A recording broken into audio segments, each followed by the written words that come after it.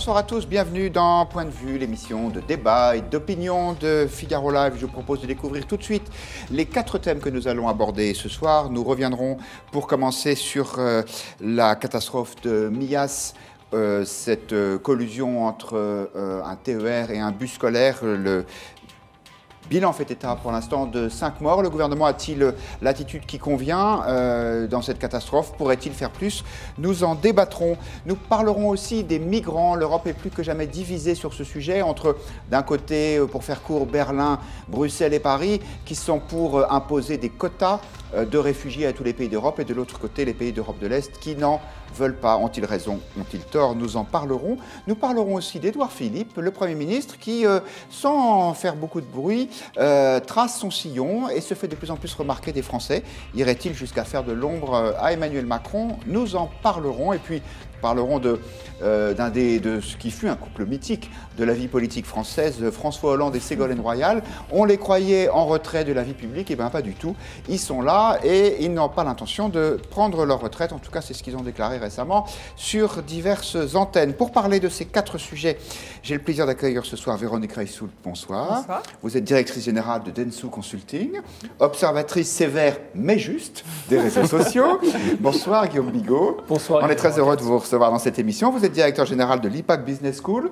Vous êtes membre du comité Orwell, qui regroupe des personnalités, on va dire, de sensibilité souverainiste. Et votre dernier livre, La trahison des chefs, est paru aux éditions Fayard. Bonsoir Éric Decouty. Bonsoir Guillaume. Vous êtes directeur délégué de la rédaction de Marianne. Votre excellent hebdomadaire met cette semaine, en couverture le dossier Airbus au bord du crash. Vous revenez aussi sur les dangers que la pornographie fait subir à nos enfants et comment les en protéger. Et bonsoir Judith Weintraub, grand reporter au Figaro Magazine. C'est vous, Judith, qui avez coordonné le dossier sur le premier bilan de Macron. Vous avez sorti votre stylo rouge pour mettre des notes, mais pas toute seule, avec des experts tout à fait compétents, au président de la République. Et globalement, pas du tout, mais chacun est dans son rôle. Et les journalistes ne sont pas des procureurs et pas toujours des experts. Dossier intéressant parce que finalement, le premier bilan est plutôt bon, on peut le dire. Oui, notamment dans le domaine économique et social. Alors donc c'est Agnès Verdier-Molinier qui, à la tête de l'IFRAP, a conçu un outil qui est en fait une première, et c'est ce qu'il faut dire à nos lecteurs, qui permet d'avoir un instrument d'analyse rapide, quasiment instantané, puisqu'elle s'engage à le faire pour nous régulièrement avec une note hebdomadaire dans le Figaro.fr, à chaque fois qu'une nouvelle mesure sera promulguée. Voilà, c'est le macronomètre. Donc toutes les semaines sur le Figaro.fr, vous allez retrouver son impact en termes d'emploi et son impact sur les dépenses publiques sera mesuré à l'horizon 2022. Et sur la croissance. 2022. Merci beaucoup, chère Judith. Nous commençons par parler de la tragédie de Millas, cette petite commune des Pyrénées-Orientales, où a eu lieu hier, en fin d'après-midi, la collision entre un TER et un bus scolaire, faisant 5 morts au dernier bilan, mais il y a de nombreux blessés, souvent graves. C'est jamais facile à gérer pour un gouvernement ce type de catastrophe. Je propose de réfléchir un petit peu à la façon dont le gouvernement actuel agit dans ce drame. Écoutez, Elisabeth Borne, c'est la ministre des Transports, elle était ce matin sur Europe 1. Immédiatement, une cellule a été mise en place pour accompagner les familles. Et puis, je vous annonce qu'on va nommer un coordinateur interministériel pour aider les familles, pour les accompagner dans la durée, parce qu'il y a l'actualité, et ensuite les familles pourraient craindre de rester seules. Et donc, le rôle de ce coordinateur interministériel va être d'être présent aux côtés des familles dans la durée, pour les aider aussi dans leur démarche. Et donc, il sera sur place dès demain. Voilà, et le gouvernement fait-il assez? C'est la question à laquelle nous vous proposons de répondre sur le hashtag Figaro Live, hashtag Point de vue. Éric Decouty, on a vu tous les ministres concernés ont pris la parole sur ce dossier. Tout le gouvernement a fait état via des tweets de sa compassion, de son émotion. C'est la réponse qui convient face à une catastrophe comme celle-là? Je crois franchement que ce genre de sujet, il ne faut pas en faire d'affaires politiques. C'est d'abord une émotion, c'est une catastrophe. C'est un deuil qui nous touche, qui touche en particulier ces familles évidemment, mais qui nous touche tous. Et je pense que l'essentiel sur le plan politique, c'est la mise en œuvre des services de l'État. C'est-à-dire que les services de l'État soient là, c'est que le ministre des Transports, le ministre de l'Éducation nationale est allé sur le terrain aussi, je crois, pour voir si l'accompagnement psychologique et autres services étaient opérants. Je crois que ça, c'est l'essentiel. Des catastrophes, il y en a malheureusement régulièrement, il y en a trop, on le sait bien, mais que là, la mise en cause ou pas du gouvernement sur le plan politique, ce serait, je ne dis pas que c'est ce que vous faites, mais pour ceux qui poseraient la question, ce serait indécent. Il n'y a d'ailleurs pas eu de remise en cause politique et il y a un consensus tout à fait clair là-dessus. En revanche, il y a parfois, et on peut les comprendre, chez les membres des familles, une souffrance telle qu'elles ont le sentiment que le gouvernement peut-être n'en fait pas assez. Écoutez le témoignage que donnait ce matin l'oncle d'un des enfants décédés dans cette catastrophe. Il était ce matin au micro de France Bleu Roussillon. On nous annonce à 1h28 qu'il fait partie des décédés. Et merci, vous pouvez aller dehors prendre l'air.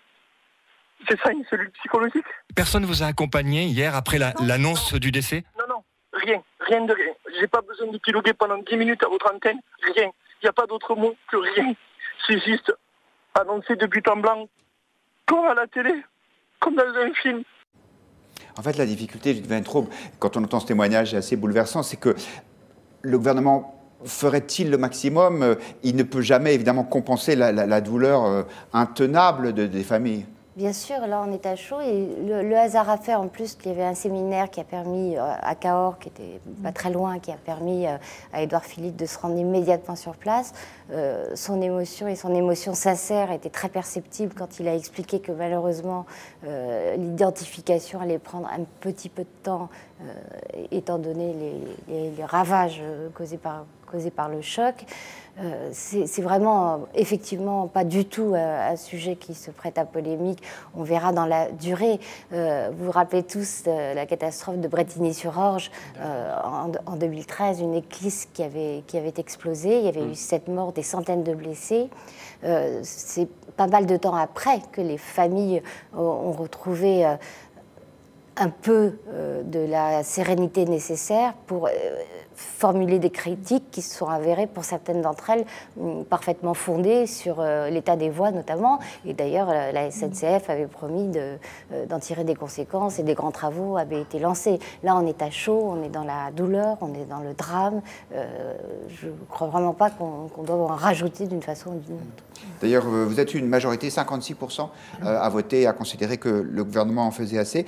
Dans cette histoire, Guillaume Bigot, on constate qu'en fait, il y a une demande peut-être nouvelle de la part des familles, peut-être même des Français, par rapport au pouvoir public. Ce n'est pas seulement de voir ce qui s'est passé, de prendre d'éventuelles sanctions, de s'assurer que l'enquête est bien en cours, mais c'est aussi presque un accompagnement psychologique.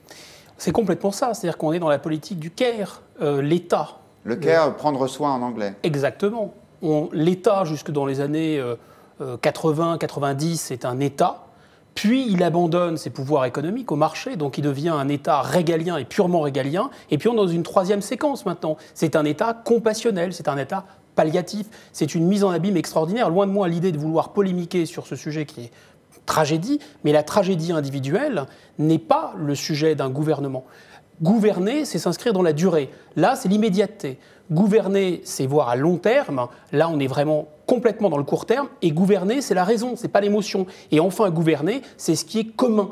Et là, c'est pas commun, c'est un accident, malheureusement. Si on veut revenir sur ce qui est commun, là, on peut parler effectivement d'un gel des investissements publics à hauteur de plusieurs milliards.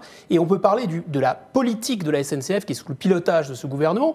40 millions par an pour le problème des passages à niveau, ce qui signifie globalement que dans 2000 ans, on aura fait disparaître les passages à niveau. Donc si on considère que les passages à niveau sont un problème, voilà comment on traite la question de manière politique. Là, on ne sait pas si le problème, c'est les passages à niveau. Attendez, là, on paie le problème de la SNCF. Je trouve que là, c'est une espèce de précipitation. On ne connaît pas, enfin peut-être que vous le savez, mais les circonstances de l'enquête, la responsabilité de la SNCF, je trouve que là, vous engagez sur un terrain qui est... Je m'engage sur le terrain du care, du fait qu'il y a le Premier ministre qui vient, il y a le ministre des Transports qui vient, à part convoquer un sommet international sur les passages à niveau. Ils ont la responsabilité des services de l'État. Je pense que c'est aussi une forme de gouvernance que d'aller sur le terrain et de vérifier si les services de l'État fonctionnent. Que ne dirait-on ?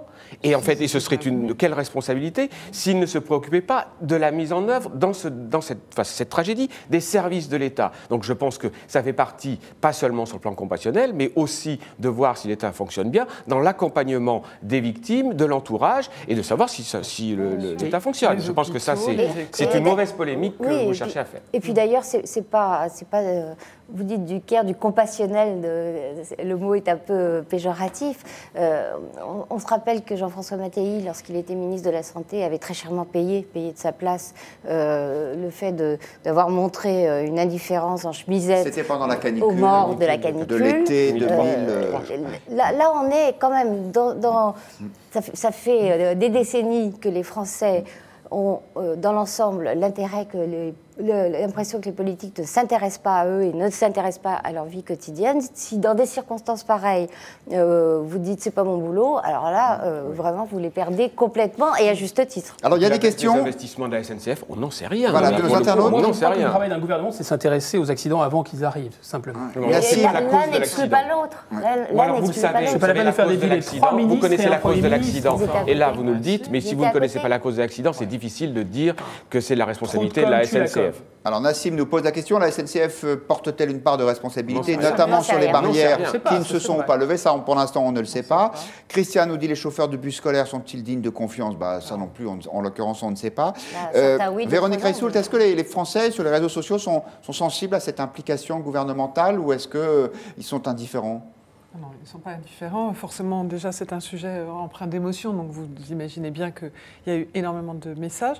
Pas de messages politiques du tout, on n'en est pas du tout à ce sujet-là.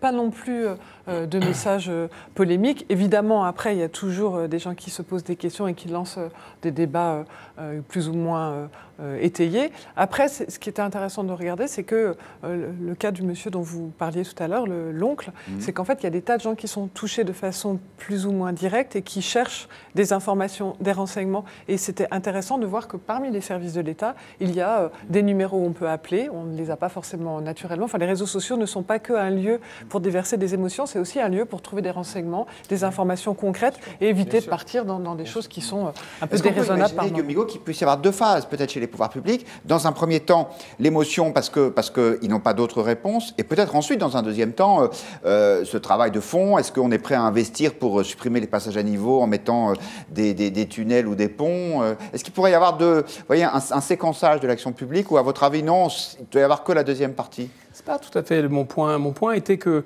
d'abord, il y a peut-être une disproportion, parce qu'il y a beaucoup de membres du gouvernement qui sont passés sur le site de cette tragédie, mais surtout, on ne peut pas prendre les Français pour des imbéciles. C'est-à-dire, sur des sujets sur lesquels l'État devrait pouvoir intervenir, l'État n'est pas là. Et sur des sujets comme ceux-là qui relèvent aussi d'une logique d'accident, parce que l'accident et la tragédie arrivent, on veut l'évacuer en quelque sorte de la vie. Malheureusement, la vie est mortelle à 100%, donc il arrive des tragédies. Donc se précipiter et dire que c'est la priorité du jour, alors le gouvernement, point trop n'en faut, ne fait pas ça non plus. Ce serait quand même de mauvaise foi de dire qu'il le fait, mais néanmoins c'est une tentation contemporaine d'aller, si vous voulez, de tragédie en tragédie, d'événement en événement, d'accident en accident, pour changer de cap constamment et changer de priorité constamment. Ça devient la priorité du jour. C'est ça finalement le seul souci. Il y a dans ce phénomène-là... On peut être en radical désaccord avec ce propos, hein, parce que...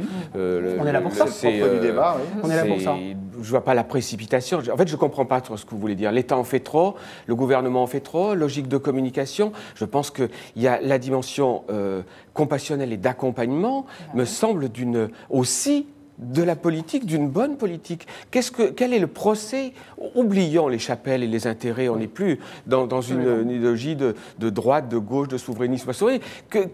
Vous voulez dire quoi? Qu'aujourd'hui, la responsabilité politique, ce serait finalement d'être indifférente à cette souffrance, à cette douleur-là. Les gens qui vont sur le terrain, parce qu'ils sont en responsabilité, comme un témoignage, et je trouve que je n'ai pas de sympathie particulière pour les uns ou pour les autres, je trouve qu'ils n'en font pas trop, ils ne sont pas dans une espèce de communication de la larme à tout va. Je trouve qu'il y a une forme de responsabilité, d'accompagnement face à cette tragédie. Et je trouve que pour le reste, toute la glose qu'on peut faire autour de ça, elle peut être fondée à partir du moment où on a des informations concrètes sur les circonstances de l'accident, sur les responsabilités. Moi, à mon niveau, peut-être que vous en avez, on n'en a pas. Donc, à partir de là, c'est difficile de faire des exégèses sur quelque chose dont on ne connaît pas, en tous les cas moi, dont on ne connaît pas les fondements. Eric nous demande s'il y a ou non récupération politique. Là, vous semblez plutôt dire que non, c'est plus une attitude qu'une récupération politique. C'est pas propre à ce gouvernement. Oui, c'est pas propre à ce gouvernement. Pas du tout. Non, on s'est tout dit sur ce sujet. Merci. Je vous propose maintenant de parler d'un autre thème qui a occupé hier et aujourd'hui le dernier Conseil européen, c'est la question des migrants. Vous vous souvenez peut-être qu'au moment de l'arrivée massive de réfugiés en Europe, la Commission avait réussi à mettre en place un système de quotas pour imposer l'entrée de migrants dans tous les pays d'Europe, sauf que plusieurs pays européens avaient refusé cette logique de quotas. Faut-il la maintenir ou faut-il au contraire revenir dessus? Il y a une séparation très claire entre, on va dire, l'Europe de l'Ouest qui est plutôt pour les quotas, Bruxelles, Berlin, Paris, et puis les pays de ce qu'on appelle le groupe de Visegrad, c'est-à-dire la Pologne, la République tchèque, la Slovaquie, qui eux, ils sont opposés. On a deux visions de l'Europe différentes, Véronique Reissoult, à travers ce sujet qui touche beaucoup les gens parce que l'immigration, on sait, c'est un problème très clivant. Nous en parlons beaucoup. Ce qui est assez étonnant, c'est quand on compare les conversations sur les réseaux entre l'Allemagne, l'Angleterre et la France, on en parle de façon beaucoup plus décomplexée et beaucoup plus claire en Allemagne et en Angleterre qu'en France. En France, c'est assez souvent des grands débats, des prises de bec, des prises de position assez radicales. Il n'y a pas tellement de conversation. Si on regarde après, est-ce qu'ils sont pour ou contre les quotas, on va dire qu'il y a une tendance plutôt sur le pour, sur les réseaux sociaux français, mais c'est une tendance... Pour les quotas ou pour arrêter les quotas? Pour les quotas. Pour les quotas, mais après, les propos sont très extrêmes, alors que franchement, quand on regarde sur les réseaux sociaux anglais ou allemands, c'est pas du tout ça. C'est des discussions, des arguments, des échanges. En particulier sur Facebook, par exemple. En France, sur Facebook, on en parle assez peu, qui est un lieu d'échange, alors qu'en Allemagne, c'est plutôt là. Enfin, ouais. Et donc la question à laquelle nous vous proposons de répondre sur le hashtag Figaro Live, hashtag point de vue, c'est faut-il arrêter ou non les quotas? Judith Ventroux. Mais je trouve que la séparation en deux dont vous parliez, alors certes elle existe, mais elle est assez artificielle, parce que qu'est-ce qui s'est passé une fois décrété qu'il y aurait des quotas et que chaque pays aurait un quota de réfugiés à accueillir? Eh bien, Angela Merkel a décidé unilatéralement d'en accueillir près d'1 million. La France a été très en deçà en termes d'engagement tenu. On n'a pas du tout accueilli les gens qu'on avait promis d'accueillir. Puis entre les deux, vous avez toutes les sortes d'attitudes. Angela Merkel elle-même finissant par reconnaître qu'elle avait trop ouvert les portes et étant à l'origine d'une autre négociation sur laquelle il y aurait beaucoup à dire avec la Turquie, réfugiés contre argent. Donc on est loin d'une situation binaire où des pays seraient accueillants et où les actes suivraient les paroles généreuses et où des pays fermeraient tout. Alors les pays qui ne veulent pas accueillir, il faut leur reconnaître qu'ils mettent leurs paroles en action. Effectivement, ils ferment les portes. Et il y avait aussi la Hongrie, dont j'ai peut-être oublié de parler tout à l'heure, qui était au premier plan. Guillaume Bigot, il y a quand même derrière ce dossier, deux visions de l'Europe. C'est-à-dire d'un côté, est-ce que les pays restent souverains et libres d'accueillir qui ils veulent, ou est-ce qu'ils doivent accepter, parce qu'ils font partie de l'Union européenne, une contrainte, y compris en nombre de migrants? Au-delà de ça, c'est la question de savoir qui décide de quoi. Est-ce que ce sont les peuples qui décident? Est-ce qu'on reste en démocratie ou est-ce qu'on est passé dans une post-démocratie? Les peuples européens, d'abord le nôtre, s'est prononcé clairement contre la Constitution. Et au-delà de cette Constitution, il y a une question... au référendum de 2005. Bien sûr. Et au-delà de ça, les sondages le confirment, il y a l'idée, si vous voulez, que la plupart des peuples européens veulent rester maîtres chez eux. Certains peuples ou certains gouvernements souhaitent accueillir des migrants, d'autres pas. Le fait de communautariser, de faire de cette question une question qui doit être traitée à l'échelon européen, et l'argument qui est servi est un argument technique en fait, c'est parce qu'il y a une nécessité de coordination, mais on peut être d'accord avec la nécessité de coordination et la coopération entre pays européens, notamment pour surveiller les frontières, contrôler les frontières, etc., au plan maritime et au plan des moyens de surveillance, et on peut aussi être fermement convaincu du fait que les nations doivent décider, oui ou non, d'accueillir des migrants. En réalité, c'est pour faire passer cette idée, c'est l'idée d'un syndic dans une maison. En fait, il y a des propriétaires, il y a un syndic. Est-ce que d'un seul coup, le syndic peut décider d'accueillir ou non tous les gens qui vont rentrer dans tous les appartements de la maison? C'est ça l'idée, en fait. C'est très simplement ça l'idée. Alors, pour l'instant, vous êtes une majorité sur Twitter à dire non, il ne faut pas arrêter les quotas. Donc, vous y êtes plutôt favorable. Ce qui est intéressant, c'est qu'en Europe, il y a deux syndics. Si, en quelque sorte, il y a le président de la Commission européenne et il y a aussi le président du Conseil européen, le Polonais Donald Tusk. Et autant... qui n'a aucune légitimité démocratique ni l'un ni l'autre. Alors, voilà. Alors, Donald Tusk est plutôt pour arrêter les quotas, alors que la Commission et Jean-Claude Juncker est tout à fait pour les maintenir. maintenir. Alors, Éric on entend bien votre point de vue. Guillaume qui nous dit que finalement l'Europe, on voit bien, on a bien compris votre propos. Moi, je pense en revanche que ça illustre cette affaire-là, l'échec de l'Europe. Là, pour le coup, je pourrais vous rejoindre au moins sur ce terrain-là. Non pas qu'il faille renvoyer l'Europe à la poubelle, comme vous semblez le donner, mais c'est en fait l'Europe qui est incapable. Et là, c'est un échec. Elle est incapable de se coordonner. On voit bien, et Judith, moi je rejoins ce que vous dites, il y a effectivement une rupture entre l'Est, la Hongrie, la Pologne, etc. Mais de l'autre côté, à l'Ouest, il y a une incapacité à trouver, à se coordonner, à avoir une politique commune. Et là, c'est le dossier presque le plus caricatural de l'échec européen en la matière. C'est incapable d'avoir, moi je crois, à la différence de vous, que l'idée d'avoir par nation aujourd'hui, ça ne peut pas fonctionner, on le voit bien. En revanche, qu'il y ait une harmonie, une cohérence au niveau européen à trouver, et encore une fois, ce qui se passe ces derniers jours illustre l'incapacité qu'ont les Européens à trouver une politique commune adaptable à l'ensemble du territoire européen. Alors, Hugo nous dit les quotas sont l'avenir, il faut chaque année définir au Parlement le nombre de personnes pouvant venir sur notre territoire. Il faut les maintenir pour préserver nos emplois et analyser nos capacités d'accueil. Judith Wentroop, ce sujet est d'autant plus fort qu'il a un peu pesé sur la décision des Anglais de quitter l'Europe, parce que le Brexit, ça s'est fait aussi sur l'immigration. Est-ce que vous aussi, vous opposeriez les peuples aux élites, pour faire court, comme votre voisin sur ce sujet ? Non, parce que les élites, ou supposées telles, sont également conscientes du rejet que ça provoque. Le problème avec la notion de quota, c'est qu'en fait, on parle de réalités assez différentes. Les quotas, pour des gens qui sont des migrants économiques, qui ne sont pas en situation vitale, de danger vital, ça fonctionne à peu près bien dans les pays où c'est appliqué. Vous ne pouvez pas appliquer une politique de quotas aux migrants. C'est juste impossible. Pourquoi ? Parce que vous ne pouvez pas dire on a besoin de 20 ingénieurs en informatique, de 40 ouvriers spécialisés en textile. Ça, ce n'est pas possible.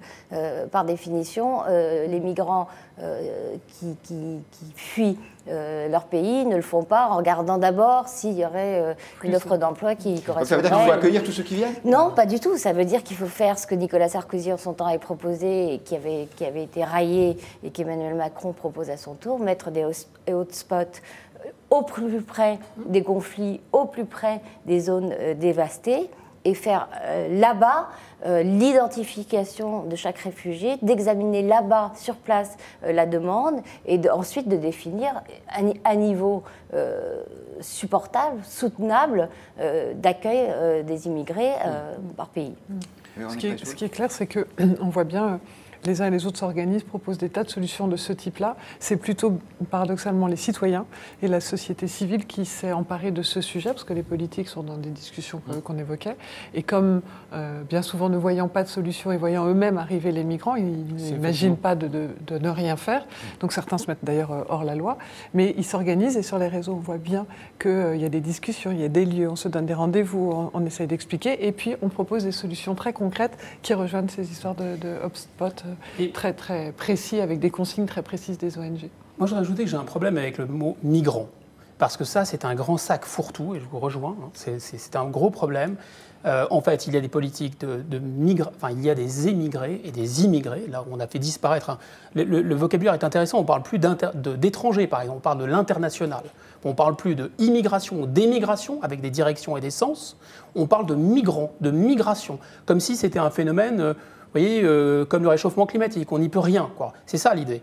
Et les mots sont donc très importants. En réalité, il y a un chantage absolument ignoble à l'humanitaire qui se produit, avec des chefs de guerre en Libye qui envoient, donc qui font de la traite d'êtres humains. Hein, tout ça avec la complicité de l'Union européenne. On met tout ce monde-là sur des bateaux. Ce sont des gens absolument désespérés. On les pousse et ensuite on téléphone aux gardes-côtes italiens qui les récupèrent. Et alors, comme la chancelière Angela Merkel a besoin, parce que son patronat lui demande de main-d'œuvre, allez hop, on les fait venir. Tout ça est complètement faux. Et en effet, on mélange. Ce point. En réalité, il y a deux phénomènes derrière. Il y a le phénomène de certaines économies qui sont en plein emploi, ont vraiment besoin de migrants, parce que la question de l'immigration n'est pas une question morale, c'est une question technique. On peut accueillir des gens et on a besoin, peut-être demain dans l'économie française, quand on sera en plein emploi, on aura besoin de faire venir des immigrants. Ce n'est pas du tout un problème moral. Et je pense que la population française le comprendra très bien quand on sera au maximum de nos capacités de production. À partir du moment où on a un chômage énorme et on a 10 millions de pauvres environ, tout ça paraît complètement fou. Et après, il y a des gens qui sont en situation de détresse pour des raisons humanitaires, qui fuient des guerres, qui sont des réfugiés politiques, et ceux-là, on doit évidemment les accueillir. Mais ce n'est pas ce qui se produit. Ce qui se produit, c'est que des gens voulant quitter leur pays pour trouver un Eldorado et un meilleur niveau de vie s'entassent sur des bateaux, des trafiquants les poussent, et la Commission européenne est complètement complice avec les tartuffes de l'humanitaire. Sur votre respect, dire qu'il y a des chefs de guerre qui mettent des gens sur des bateaux avec la complicité de l'Union européenne, que ces gens vont venir parce que Angela Merkel et le patronat ont besoin de main-d'œuvre, je trouve que c'est une vision complotiste qui a, de mon point de vue, mais je vais peut-être, qui a assez peu de sens. L'écrit d'un grand complot, les chefs de guerre en coordination avec l'Union européenne et le grand organisation, il y a une réalité politique et une réalité humanitaire et une réalité économique par ailleurs. Je pense que balayer comme ça la réalité humanitaire, qu'il ne faille pas en faire un élément absolu et unique, je trouve que ça, quelque chose d'un peu choquant. Ce que vous dites est choquant, parce qu'en fait, vous niez les faits. Le fait que l'économie allemande ait besoin de bras, c'est un fait, c'est pas du tout un complot. Et le fait que des gens... Ça, c'est vous qui avez dit que c'était les Libyens, les chefs de guerre en coordination. J'ai jamais dit qu'ils étaient en coordination avec Angela Merkel. Vous avez dit qu'ils étaient complices. Il s'agit d'un mécanisme. Vous avez dit qu'ils étaient complices. Oui, bien sûr. Jusqu'à preuve du contraire, c'est le mot un sens, puisque vous avez... Les mots ont parfaitement un sens. L'Union européenne complice des criminels installés en Libye ou ailleurs avec le patronat et Angela Merkel dans un objet qui est de répondre aux besoins de main-d'œuvre, je trouve que c'est... Enfin, je ne sais pas ce que les voisins pensent, mais je trouve ça... Bon, on peut ergoter, mais de mon point de vue, ça perd un peu de son prix. On ne va pas ergoter avec les vies humaines, non, sûrement pas. Et on va demander aux internautes ce qu'ils en pensent. Voici déjà 2 points de vue. Yves qui nous dit « Sarkozy avait raison, il faut une immigration choisie, c'est à nous de décider ». Tandis que Marc nous dit « Que peut faire l'ONU » pour l'interrogation, doit-elle intervenir ? Elle me semble bien impuissante dans ce dossier. Julie Wenstrup, ce qu'on peut dire, c'est que ça avait divisé jusqu'au pouvoir en place en France. En 2015, Manuel Valls était contre les quotas et François Hollande, lui, était pour et finalement s'y était rallié. Oui, mais ce sont des questions sur lesquelles les gens ne se déterminent pas en fonction de consignes politiques. En ce moment même, Gérard Collomb, le ministre de l'Intérieur, a décidé de durcir un peu. Il veut arriver à 13% de reconduite d'immigrés clandestins à la frontière l'an prochain, de durcir un peu la politique de reconduite. Là, on parle des gens qui sont déjà sur place. Eh bien, ça crée un trouble évidemment à gauche, mais aussi au sein d'En Marche, où on considère que ce n'est pas du tout la ligne à tenir. Donc Angela Merkel elle-même, elle a maudit son point de vue après ses difficultés électorales. Elle n'en est plus du tout. Aux dernières législatives, avec une poussée de l'extrême droite. Opposé au et on entendait depuis la France des bons esprits nous dire « Mais vous voyez bien qu'Angela Merkel, avant les élections, est toujours aussi populaire. Qu'est-ce que vous racontez? Elle ne paye pas sa politique vis-à-vis des immigrés. » Mais la réduire à un froid raisonnement économique, notre démographie est faible en Allemagne, on a besoin de main-d'œuvre, donc on va faire venir des gens, ça me paraît être méconnaître totalement une des dimensions de Merkel que tous les gens qui ont écrit sur elle, qui la fréquentent, racontent, c'est sa dimension sensible au drame humain, venant de l'Est et sensible... Peut-être compassionnel, ce qui nous ramène au sujet précédent. C'est l'histoire de l'Allemagne aussi, qui est un élément... Exactement, mais ce n'est pas incompatible, le compassionnel et l'économique s'articulent plutôt bien. Merci beaucoup. Parlons d'un autre sujet plus léger, celui-là. Édouard Philippe, le Premier ministre de la République française. On a dit longtemps qu'il était dans l'ombre d'Emmanuel Macron, qu'il ne pouvait pas exister, qu'il n'avait pas d'espace. Et puis, il semblerait que les Français le connaissent et l'apprécient même de plus en plus. Véronique Reissoult, nos amis de l'Institut de sondage Odoxa, ont fait une enquête pour Dentsu Consulting, Le Figaro et France Info. Et M. Philippe s'en sort plutôt bien. S'en sort très bien même. Son petit point de faiblesse resterait sans doute sa notoriété, on va dire, un peu de difficulté à être identifié, mais par contre, globalement, quand on le connaît, on l'apprécie plutôt. Alors, oui, si on prend, donc si on analyse un peu cette popularité, il est évidemment très populaire auprès des sympathisants d'En Marche. Il est aussi auprès des sympathisants de la droite, hors du FN, 65%, un peu moins à gauche quand même. Ça reste un homme politique de droite, même si voilà, il est dans un gouvernement du en même temps ou du et. Mais globalement, oui, bien sûr, c'est un homme politique de droite et qui applique des consignes de droite. Donc c'est assez logique que les gens de gauche l'apprécient pas forcément. Mais quand vous regardez les chiffres, franchement, c'est plutôt positif parce que 51%, ça va. C'est pas, on peut pas dire que ce soit très difficile. Oui, donc, 49%, oui, absolument. Voilà, 49% des sympathisants de voilà. gauche en sont satisfaits en tant que Premier ministre. Et près des 2 tiers des sympathisants de droite. Bien sûr, parce que globalement, les mesures qu'il prend fonctionnent plutôt bien, donc il n'y a pas de raison. Enfin voilà, il a quelque chose d'intéressant. Après, ce qui est peut-être un tout petit peu plus compliqué, au-delà de ce sujet de notoriété, c'est qu'en fait, on voit qu'il est jugé comme étant sérieux, droit, quelqu'un de courageux. Justement, intéressons-nous, je vous interromps une seconde pour qu'on voit les réponses des Français à ces questions de traits de personnalité. On les a interrogés sur des qualificatifs. Effectivement, on le juge solide, dynamique, sympathique, compétent, n'en jetez plus, mais c'est à vous de parler. Mais donc, on voit, tout est plutôt positif. Là où on a été regardé, c'est qu'après, ce qu'on aime bien faire, c'est compléter d'une observation sur les réseaux sociaux. Et là, en fait, on s'aperçoit qu'on ne parle pas tant que ça de lui. C'est lié à sa notoriété, évidemment. Et surtout, quand on parle de lui, en fait, il y a l'homme est bien jugé et la fonction, le Premier ministre, on dit, ben voilà, il fait bien le boulot. Mais c'est quoi le boulot d'un Premier ministre pour les internautes? Ben, globalement, c'est encadré, c'est organisé, c'est coordonné, le travail de tous les ministres. Et selon les directives du président. Donc en soi, finalement, on ne lui impute pas les succès du gouvernement, les mesures du gouvernement. On constate qu'il fait un boulot de technicien, il le fait bien, on n'a rien à lui reprocher dessus. Mais quand on voit qu'il y a des actualités spécifiques, des mesures qui sont prises, on ne lui impute jamais la responsabilité et la paternité et l'accomplissement de ces mesures. Donc c'est intéressant de voir qu'il est apprécié, mais de façon neutre, en fait. À la question que nous posons sur Twitter, à laquelle vous pouvez répondre, #Figaro Live, #Point de vue, Édouard Philippe fait-il de l'ombre à Emmanuel Macron? La réponse de Véronique Ressoulté, non. Non, pas du tout. Et vous, Éric de Coutty, qu'en pensez-vous? Moi, je pense qu'il y a une méthode de gouvernance très managériale et que, pour le coup, Édouard Philippe correspond assez bien à ce que Nicolas Sarkozy ou Claude Guéant disaient à propos de François Fillon. C'est-à-dire que dans cette pratique managériale où le patron c'est le président de la République, et ben c'est le premier collaborateur, c'est le voilà, c'est ça. Et je trouve le CEO et ça marche et ça fonctionne ça fonctionne. En tous les cas, c'est une espèce de couple entrepreneurial, chef d'entreprise, gestionnaire. On peut en voir des jugements particuliers, mais ça fonctionne et a priori, ça semble plaire. Je vois ça semble plaire aux Français. Alors, c'est intéressant parce nous avons une réaction d'internaute, Elan, qui nous dit, attention, qu'est-ce qu'on entend par droite? Est-ce que c'est une droite économique? Est-ce que c'est une droite sur les sujets de souveraineté? Dans un sondage, c'est que les gens vous disent qu'ils sont à droite. C'est ainsi qu'ils se définissent. Et je me tourne vers Guillaume Bigot pour savoir si, sur ce sujet-là aussi, il a un point de vue transgressif. Hétérodoxe. Un peu peut-être, parce qu'on est en minorité avec ma camarade, on est les seuls non-journalistes, vous êtes en majorité les journalistes. Moi je pense que c'est vraiment une question de journaliste parce que, vous l'avez dit, c'est le collaborateur, le Premier ministre, c'est encore plus vrai depuis le quinquennat.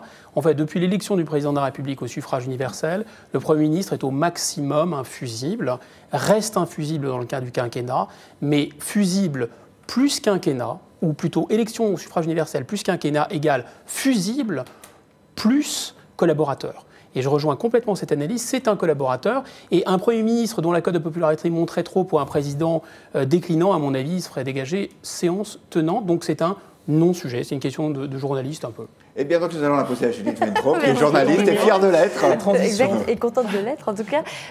Moi, je vois quand même deux éléments d'explication possibles. D'une part, Emmanuel Macron a été très présent sur la scène internationale et sur des sujets internationaux. Or, on sait très bien que quelle que soit l'appréciation portée par les Français sur ce que font leurs chefs d'État à l'étranger, même s'ils sont très contents, ça ne rejaillit pas en termes de popularité. En l'occurrence, Emmanuel Macron monte aussi, mais peut-être dans une moindre mesure, et en tout cas, il n'empêche pas Édouard Philippe de monter. Et puis, deuxième élément, il y a une symbiose dans ce qu'il est convenu d'appeler le couple exécutif qu'on n'avait pas vu depuis très longtemps. Absolument. Et ça, je pense que c'est un élément apprécié et à droite et à gauche. Je suis d'accord. Et je pense que ça, c'est pas une question de journaliste. Je pense que les Français sont sensibles. Ils ont eu, pendant les quinquennats précédents, des affrontements, ou sinon des divergences, au sein du couple exécutif.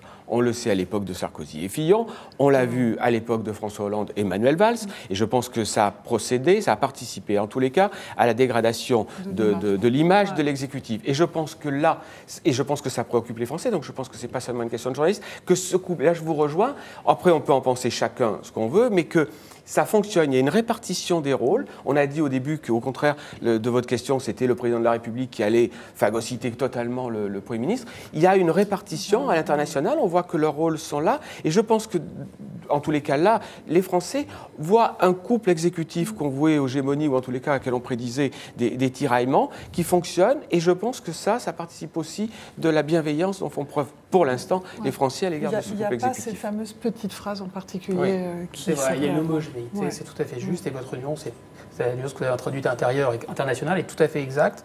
Néanmoins, je pense que le destin des deux est lié, et le présupposé un peu de la question dite de journaliste, entre guillemets, c'est que finalement, est-ce que la malédiction, la fameuse malédiction de Matignon pourrait être un jour levée? Est-ce qu'un Premier ministre pourrait tirer son épingle du jeu face à un président de la République? Et là, je pense qu'on est très loin du compte, parce que je pense que dans les deux cas, même si votre nuance est juste politique intérieure, politique internationale, les deux incarnent bien leur job, leur fonction, sont bien dans leur fonction, et pour l'instant, les Français leur font crédit de bien occuper leur fonction.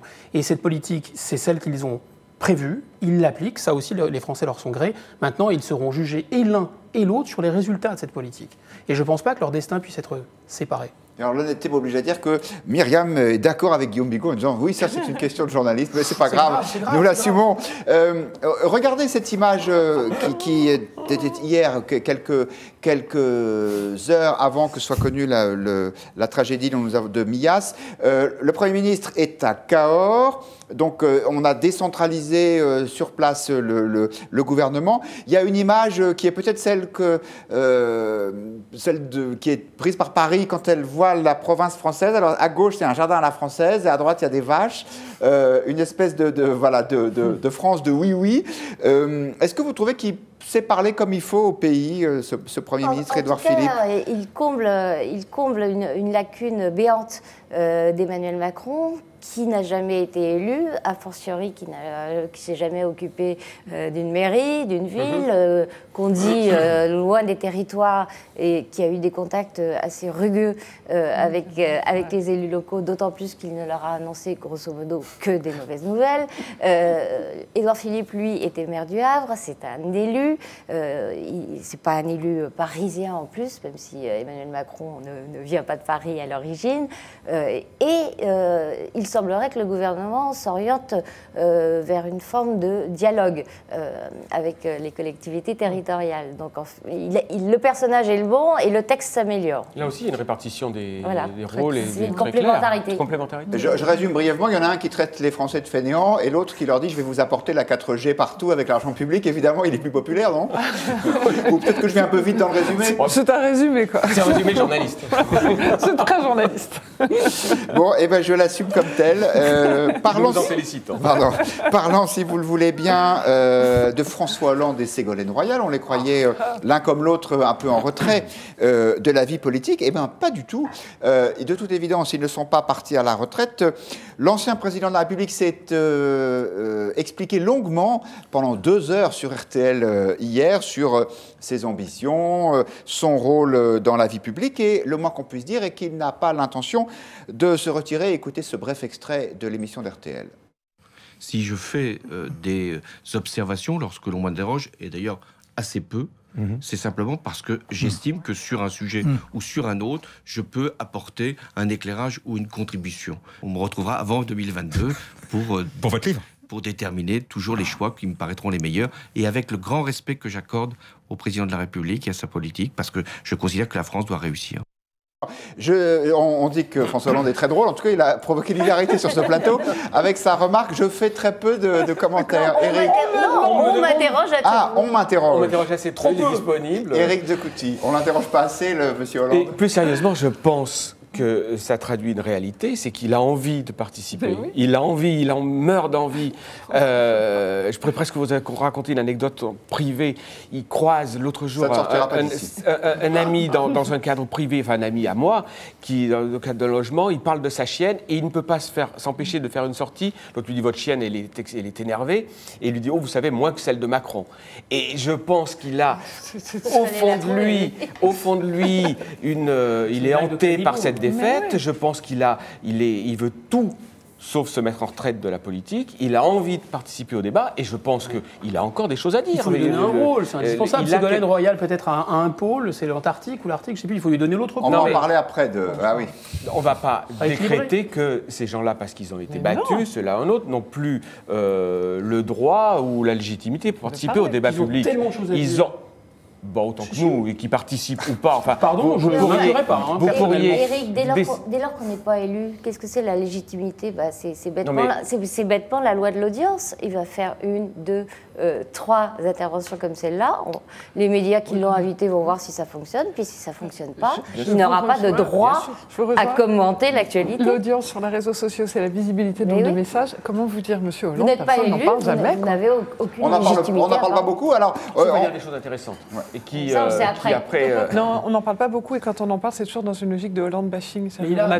On adore le moquer. Et bien justement, Valentin Pilat du Figaro.fr nous a rejoint. Bonsoir Valentin. Bonsoir, et vous aussi, vous scrutez les réseaux sociaux et vous êtes assez d'accord avec le diagnostic de Véronique, le Hollande bashing, c'est pas fini? Complètement d'accord. Le Hollande bashing, c'est le mot vraiment, littéralement. J'ai posé la question sur Twitter, François Hollande et Ségolène Royal interviennent-ils trop, du moins font-ils trop de bruit? La réponse, elle est claire et sans appel. Beaucoup trop, nous dit Jean sur Twitter, on va voir ce tweet. On les a mis à la porte, ils reviennent par la fenêtre. Europe Libre sur Twitter nous dit ils ont du mal à prendre leur retraite.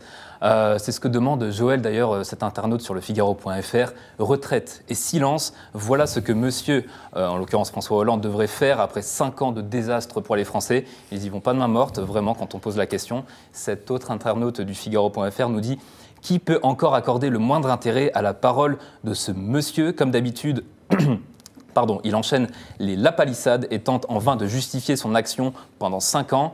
Il est le seul à ne pas accepter que son passage à la tête de l'État a été le plus catastrophique que la République ait connu. On a cet autre internaute du Figaro.fr qui nous dit « Il ne sait rien faire d'autre que blablater. Pourquoi changerait-il? Son temps de présidence n'a été que du temps perdu et tout le monde sait que le temps perdu ne se rattrape jamais. » On terminera avec ce commentaire de Tom, toujours sur le Figaro.fr.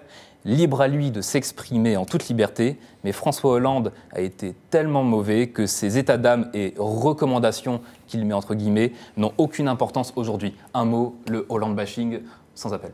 Ouais, merci. Alors, pour vous résumer, vous savez, il y a les fameux petits émojis que les gens utilisent. Voilà. Le plus utilisé quand on a le mot Hollande, c'est un bonhomme qui pleure de rire.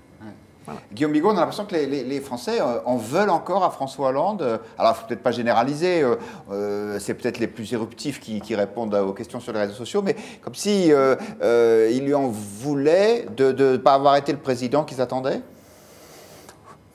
Je dirais peut-être qu'il y a une caractéristique de Hollande qu'on peut saisir. Alors, je vais essayer de me hisser à la hauteur de François Hollande, puisque André Malraux s'était hissé à la hauteur de Jeanne d'Arc. Il avait dit de Jeanne d'Arc, c'est la seule figure de gloire qui fut aussi une figure de pitié. Et je pense que François Hollande, c'est la seule figure de pouvoir qui soit aussi une figure burlesque en réalité. Voilà, vous pouvez chercher, il n'y a pas d'homme de pouvoir qui soit des comiques en même temps, des comiques troupiers. Et c'est vrai que cet homme est quand même assez drôle, il est objectivement drôle, je le dis sans aucune malice, sans aucune méchanceté. Alors, c'est pas mon genre. C'est pas mon genre du tout, on l'aurait repéré. Et quant au couple Ségolène Royal et François Hollande, là, je pense que ce sont les organes témoins du monde d'avant. En fait, typiquement, il me semble qu'on a, si vous voulez, les apparatchiks d'un parti qui jouent la démago et qui jouent la proximité et qui s'emparent de n'importe quel sujet pour faire de la démago. Ce sont vraiment les organes témoins d'un monde politique qui a disparu. On pourrait parler d'autres organes témoins, je me ferai encore plus d'amis, mais vous voyez, il y a aussi les Dupont et Dupont, par exemple, Fabius et Juppé, qui sont vraiment les la raideur et la morgue technocratique qui jouent à la démago. Ça, c'est aussi des figures du passé. On est passé à autre chose. Il y a eu un renouvellement de la classe politique. On peut s'en féliciter ou s'en accabler. En tout cas, ils ne reviendront plus, même s'ils tapent à la porte. Oui, parce que Ségolène Royal, elle non plus, n'entend pas se retirer du jeu public. Yves Tréhard, dans le talk Le Figaro, lui demandait, mais vous vous retirez de l'action publique? Et sa réponse a été brève, mais sans ambiguïté. Écoutez-la. Je ne suis pas retirée de la vie politique. Pas retirée de la vie politique. Je suis libre, je regarde ce qui se passe. Je suis libre, je regarde ce qui se passe. Éric de Coutty, vous croyez qu'elle aussi, elle ne rêve que d'une chose, c'est de revenir dans l'action publique? Mais oui, mais bien sûr que oui, mais oui, c'est une drogue dure. Et on voit bien, comme François Fillon, quand ils sont obligés, par la force des choses, de se retirer, on sent bien on pourrait trouver quelques autres exemples. C'est un déchirement, c'est un arrachement. Là où Judith avait raison, après, la sanction, c'est est-ce qu'on a une crédibilité? Est-ce que la légitimité, on l'attire? Est-ce qu'on intéresse? Est-ce qu'on n'a pas forcément besoin d'être élu? Est-ce qu'on peut aussi avoir une parole qui existe? C'est l'audience qui le mesure. Il faut avoir quelque chose à dire. Et il faut avoir quelque chose à dire. Et après, mais sur le fond, il meurt d'envie, la disparition est insupportable. Lui, il est beaucoup rayé. Elle a plus d'audience pour rejoindre ça. On parle plus d'elle et elle est moins critiquée. Enfin, en tout cas, elle ne fait pas toujours rire, quoi. Certains de ses propos sont repris. Elle n'est pas opportuniste sur tous les sujets. Elle s'est choisi quelques créneaux qui fonctionnent bien. Donc, c'est pas tout à fait pareil. Et en tout cas, l'opinion ne les compare pas tant que ça. Moi, je voudrais simplement une toute petite parenthèse. Je ne crois pas trop à cette idée du monde d'avant, les jeunes et les vieux, pour caricaturer. Je crois que c'est une construction, comme vous parliez de questions journalistiques, c'est un peu vide de sens. Ce qui fait la différence. C'est plutôt Emmanuel Macron que les journalistes qui ont imposé. Oui, non, mais la question de monsieur tout à l'heure qui disait que c'était une question journaliste, là c'est une question un propos très artificiel. Je pense que ce qui fait la vraie différence, qu'on soit vieux ou jeune, ou du monde ancien, pseudo-ancien ou pseudo-nouveau, c'est ce qu'on a à dire. Et que si ces gens du monde ancien ont des choses à dire, s'ils trouvent une légitimité parce qu'ils sont réélus, et ben parce qu'ils aient 65 ans ou 35 ans, je pense que ça, on s'en fichera complètement. Et Judith Weintraub, elle a quelque chose à dire. Non, parce que moi, ce qui m'a amusé, c'est que Ségolène Royal a aussi dit, pour expliquer qu'elle ne soit pas au PS, mon parti, c'est la planète. Alors évidemment, tout le monde, vous parliez de vieille politique, mais tout le monde a fait le rapprochement avec Xavier Bertrand, qui a expliqué qu'il claquait la porte des Républicains en disant « mon parti, ce sont les Hauts-de-France, mon parti, c'est ma région ». Donc vous voyez, le nouveau monde, ou en tout cas tel que Xavier Bertrand entend l'incarner, et l'ancien monde qu'incarnerait Ségolène Royal, ont utilisé exactement la même formule. Un internaute sur le Figaro.fr nous dit « incapable de se reconvertir ». Dans la vie privée, j'imagine que dans le secteur privé, François Hollande ne va rien nous épargner. Éric Ducoutier, est-ce que François Hollande... Ça va, la vie privée. Oui, la vie privée, oui, la vie privée, ça, de ce côté-là, ça a l'air d'aller plutôt bien. François Hollande se plaçait hier sur RTL, Éric Ducoutier, en sage, ayant envie de donner des conseils forcément constructifs au président de la République. Est-ce que vous croyez à cette posture désintéressée? Là, je répondrai par votre emoji en disant que, voilà, mort de rire. Mais c'est pareil, il meurt d'envie. Il meurt d'envie de cette... d'être dans cette position, dans cette posture. Le problème, c'est qu'il a plutôt tendance à faire rire quand il prend cette posture-là. Le problème surtout, c'est qu'il a refusé de soumettre son bilan aux Français. Autant Ségolène Royal peut dire j'ai été battue parce que les classiques du PS n'ont pas joué le jeu, ils m'ont empêché de gagner face à Sarkozy, ils ont saboté ma campagne. Autant François Hollande, c'est lui-même, même si les contingences extérieures étaient très pesantes, c'est lui-même qui a dit non, je n'y vais pas. Je peux ajouter un mot politique tout de même, c'est que finalement ces deux personnages prétendaient faire une politique, ils ne l'ont pas faite, ils n'ont pas été jusqu'au bout, et en réalité Emmanuel Macron fait la politique qu'il prétendait faire. C'est ça le problème, en fait, c'est pas qu'il soit jeune ou vieux, c'est simplement qu'il ne propose rien. PS, exact. Je le leur laisse, d'ailleurs ça n'est plus tout à fait d'actualité. Mais en fait c'est ça le problème de fond, c'est qu'il ne propose rien d'autre sur le marché. Donc le monde d'avant et le monde d'après, c'est plutôt que si on n'a rien à dire, on se tait. C'est la même politique. René Cressoult, vous pensez que les internautes pourraient changer d'opinion sur François Hollande, ou est-ce qu'ils se sont définitivement fait leur opinion? Vous qui conseillez les entreprises pour améliorer leur image, quel conseil donneriez-vous à François Hollande? Ça serait long et compliqué, en tout cas ça prend du temps. Très cher, sans d'abord ça serait très très cher. Non mais c'est surtout, il faut des éléments concrets, il faut une histoire à raconter, il faut un point de vue, il faut des éléments, il faut sans doute avoir une logique d'introspection, il pour expliquer pourquoi, comment, enfin voilà. En tout cas, elle aura été courte si elle a eu lieu. Oui, elle a été vraiment courte, donc on ne change pas d'image comme ça du jour au lendemain, on n'achète pas une nouvelle image en quelques jours, et en tout cas, il faut des éléments très concrets, et là, pour le moment, il n'y a pas d'éléments concrets, et si je reprends cette fameuse interview sur RTL, je crois que ce qu'ils ont le plus retenu, et là où ils ont le plus utilisé le bonhomme qui rigole, c'est les 5 propositions sur Notre-Dame-des-Landes. Là, ça a unanimité générale sur les réseaux sociaux pour dire c'est une bonne idée de faire des propositions quand on a passé 5 ans en position pour pouvoir faire les choses. Moi, voilà. Je crois qu'une des erreurs majeures, l'erreur majeure dans la stratégie, non pas de retour, mais en tous les cas de positionnement dans la posture du vieux sage, c'est ça. C'est trop vite. C'est trop vite, il y a trop d'empressement. Il aurait fait silence pendant un temps, je n'en sais rien, 2 ans, 3 ans, en disant je me recule, et à un moment, je reviens et je dis quelque chose de sensé. Du coup, les propositions ont du sens. Ça aurait du sens. Je trouve que cette espèce, quelques mois après, et puis on le sentait bien, nous, les uns et les autres, ce désir, ça fait des mois qu'il brûle d'envie de dire un mot, qu'il lâchait des mots à droite à gauche, qu'il avait envie de parler. Il s'est tenu pendant 6 mois. C'est déjà une performance. Je crois qu'il a dû... Voilà. On arrive à être gentil avec François Hollande. Et nous laisserons le dernier mot à Véronique, une autre Véronique, internaute qui est aussi sévère avec Mme Royal que vous l'étiez avec M. Hollande. Je ne crois pas beaucoup au rayonnement de Ségolène Royal. On lui doit des dossiers mal aboutis qui nous coûtent une fortune. Merci à tous les 4 d'avoir participé à Point de vue. Dans quelques minutes, vous retrouverez sur Figaro Live le talk stratégique avec Tatiana Jean, chercheur à l'IFRI et spécialiste de la Russie. Très bon week-end à tous.